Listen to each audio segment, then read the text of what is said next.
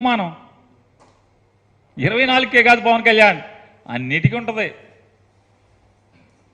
మరి 80కి తీసుకుని అది చెప్పచ్చు కదా. ఎంత సొల్లు కబుర్లు అంటే ఆయన చెప్తాడు. పవన్ అంటే కన్నీళ్లు తుడుస్తాడంట, పవన్ అంటే రాఖీ కడతాడంట, పవన్ అంటే రాఖీ అంట. ఆయనే ఈ రాష్ట్రానికి భవిష్యత్ అంట. ఆయనే కన్నీళ్లు తుడుస్తాడంట, ఆయనే ఒక 108 అంట, ఆయనే ఒక రాఖీ అట, ఆయనే ఒక తుఫాన్ అట. వయసు మీరిన వాడి భుజం మీద కండవా అంట. కండవాకి విలువ తెలుసా? వయసు మీరిన వాడి భుజం మీద కండవా అంటే ఏంటో తెలుసా? పరువు. పెద్దరికం, పెద్ద వయసులో ఉన్నవాడి భుజం మీద కండవా అంటే పరువు. ఆ కండవ పరువుకి చిహ్నం. మనకుందా అది? నవ్విపోతా కాకపోతే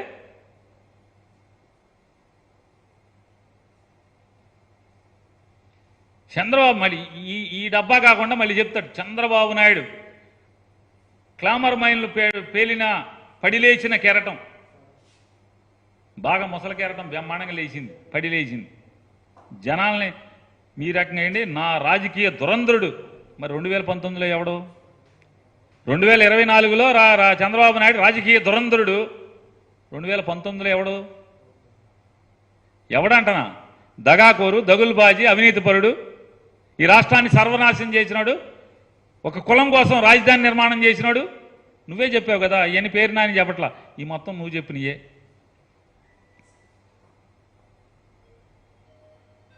ఇవన్నీ చంద్రబాబు నాయుడు స్క్రిప్ట్తో ఎవడో జబర్దస్త్ రైటర్లో లేకపోతే సినిమా రైటర్లో కవులో రాసిచ్చినటువంటి ఈ రాతలన్నీ, డైలాగుల్ని వల్లివేసి ఇక్కడ చెప్తూ, నువ్వు 24 తీసుకున్నా, ఎన్ని తీసుకున్నా పవన్ కళ్యాణ్, నువ్వు చంద్రబాబు నాయుడు పల్లకి మోయటం లేదా భుజం మోయటం,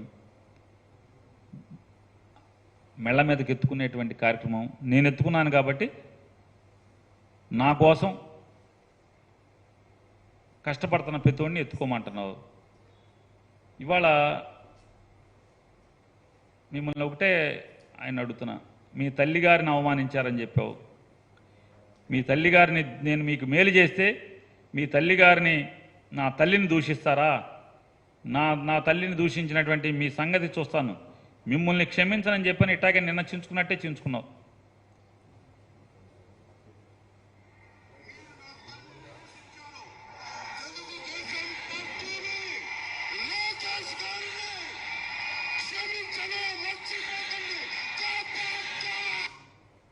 ఎవరిది?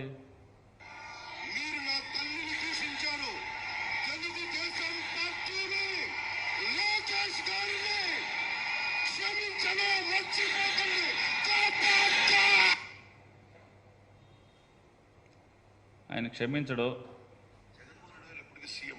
ఎప్పటికీ ఆంధ్రప్రదేశ్కి ముఖ్యమంత్రి కాలేడు, ఇది శాసనం. ఇవన్నీ మనయే కదా. నువ్వు అన్నావు సీఎం అయిపోయాడు.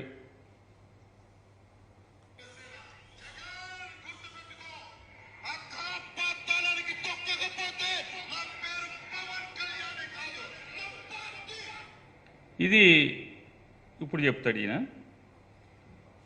ఇంకొకటి ఆయన చెప్తాడు, ముష్టి వేస్తున్నారా నాకంటాడు.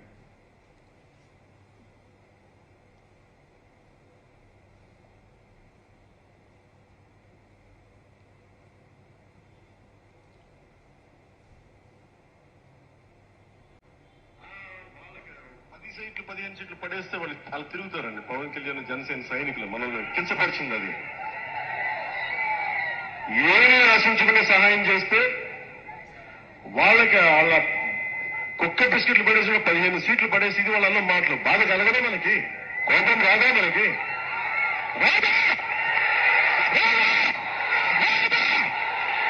వస్తుంది. కానీ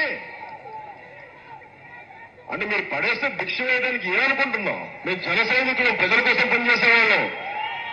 నేను ఇస్తాను, మీరు తీసుకోండి, మీరు ఇస్తే మేము తీసుకునే వాళ్ళం కాదు. నువ్వు మొత్తం నువ్వే ఇచ్చేసావా? మరొకసారి వాళ్ళకి 10 సీట్లు 15 సీట్లు పడేస్తే వాళ్ళు తిరుగుతారండి. పవన్ కళ్యాణ్ జనసేన సైనికులు మనల్ని కించపరిచింది అది. ఏమీ ఆశించుకునే సహాయం చేస్తే వాళ్ళ కుక్క బిస్కెట్లు పడేసి 15 సీట్లు పడేసి ఇది వాళ్ళ మాటలు బాధ కలగదే మనకి, కోపం రాదా మనకి?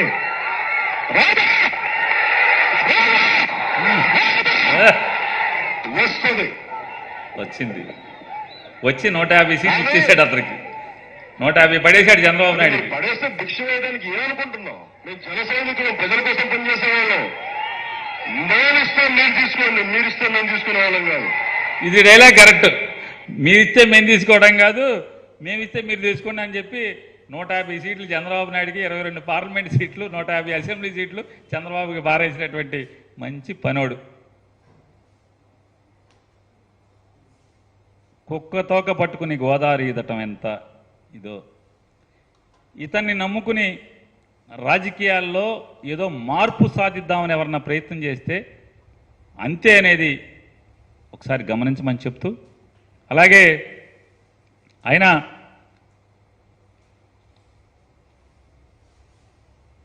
ఎన్ని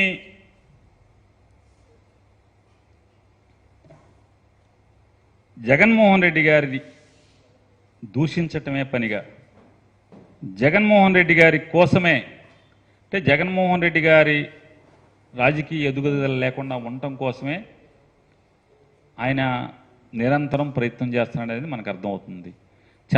జగన్మోహన్ రెడ్డి గారి మీద ద్వేషం, చంద్రబాబు నాయుడు మీద వల్ల మాలిన ప్రేమ. తన అన్నగారి కంటే కూడా అమితమైన, లక్షల రెట్లు అమితమైన ప్రేమ చంద్రబాబు నాయుడు గారి మీద ఉంది. ఆయన మాట్లాడతాడు మనకు బలం లేదు, బలం లేదని. ఎందుకు వస్తుంది బలం? జగన్మోహన్ రెడ్డి గారు పార్టీ పెట్టినప్పుడు బలం ఉందా? నేను ఒక్కడే, ఎవరైతే పవన్ కళ్యాణ్ గారిని అభిమానిస్తున్నారో, ఎవరైతే పవన్ కళ్యాణ్ గారి పార్టీకి కార్యకర్తలుగా ఉంటూ ఇవాళ చంద్రబాబు నాయుడు జెండా మోయటాకి మానసికంగా ఇబ్బంది పడుతున్నారు,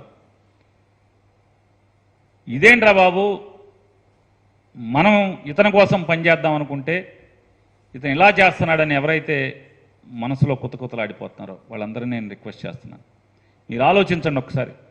జగన్మోహన్ రెడ్డి గారు కాంగ్రెస్ పార్టీ నుంచి బయటకు వచ్చినప్పుడు అతని బలం ఏంటి? సున్నా కదా. అతని దగ్గర ఎవరున్నారు? అతనితో ఎంతమంది ఎమ్మెల్యేలు ఉన్నారు? ఎంతమంది ఎమ్మెల్యేలను గెలిపించుకున్నాడు? ఎవరు లేరు కదా. తను వాళ్ళ అమ్మగారితో ప్రయాణం మొదలుపెట్టారు కదా. విజయమ్మ గారు ఎమ్మెల్యేగా, జగన్మోహన్ రెడ్డి గారు ఎమ్మెల్యేగా, ఎంపీగా, జగన్మోహన్ రెడ్డి గారు ఎంపీగా, విజయమ్మ గారు ఎమ్మెల్యేగా వాళ్ళిద్దరు ప్రయాణం మొదలుపెట్టారు కదా. ఇవాళ 2014లో జగన్మోహన్ రెడ్డి గారు ముఖ్యమంత్రి అవ్వగలిగాడా? అవ్వలేదు కదా. 67 సీట్లే కదా వచ్చింది. ప్రతిపక్ష నాయకుడిగా ఉన్నాడు కదా.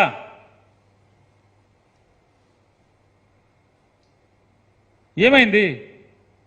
2019లో ఇదే పవన్ కళ్యాణ్, ఇదే చంద్రబాబు నాయుడు వీళ్ళందరూ కలిసి ఎన్ని కుట్రలు చేసినా రాజకీయంగా విడివిడిగా వచ్చి చెరోకు ముందు నుంచి ఒకళ్ళు వెనక నుంచి ఒకళ్ళు పొడవటానికి ప్రయత్నం చేసినా 151 సీట్లతో ప్రభుత్వాన్ని ఏర్పాటు చేశాడు కదా.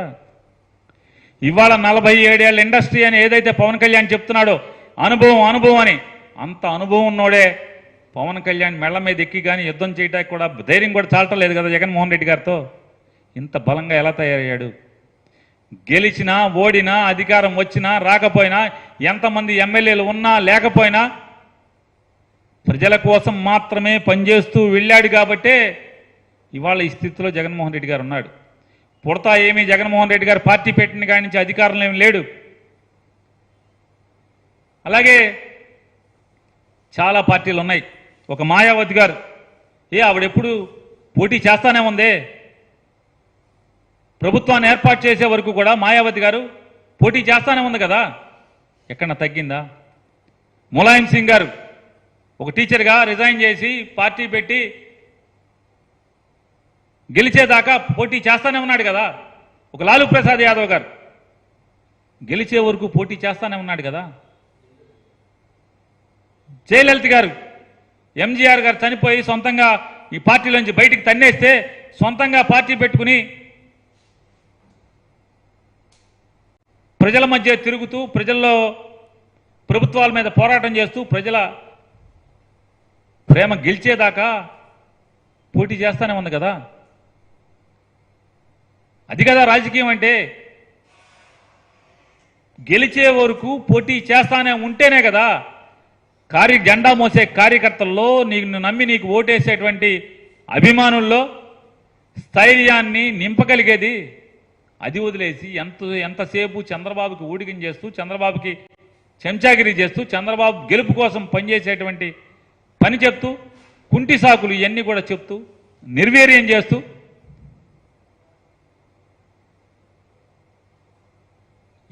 అంటే మన జెండా మోసి మనం నమ్ముకున్న మన బొమ్మ మోసేవాడిని ఆత్మస్థైర్యాన్ని కించిపరిచే రీతిలో మాట్లాడే నాయకుడు ఎవడన్నా దొరుకుతాడా భారతదేశంలో కాదు ఈ ప్రపంచంలో? అవన్నీ మానేసి మళ్ళొక్కసారి పవన్ కళ్యాణ్ చెప్తున్నాం, నువ్వు 24 సీట్లు కూడా తీసుకోవద్దు. ఏమీ తీసుకోకుండా చంద్రబాబుకి పోటీ చేయి. మాకేంటి, చంద్రబాబుకి పని చేయి. నువ్వు సమాధానం చెప్పుకోవాల్సింది నిన్ను ప్రశ్నించే, నిన్ను అభిమానించే, నీ హితవు కోరే, నీ మేలు కోరే వాళ్ళకి తప్పితే జగన్మోహన్ రెడ్డి గారికి, వైఎస్ఆర్ కాంగ్రెస్ పార్టీకి కాదు అనేది ఒక్కసారి గుర్తుపెట్టుకోమని.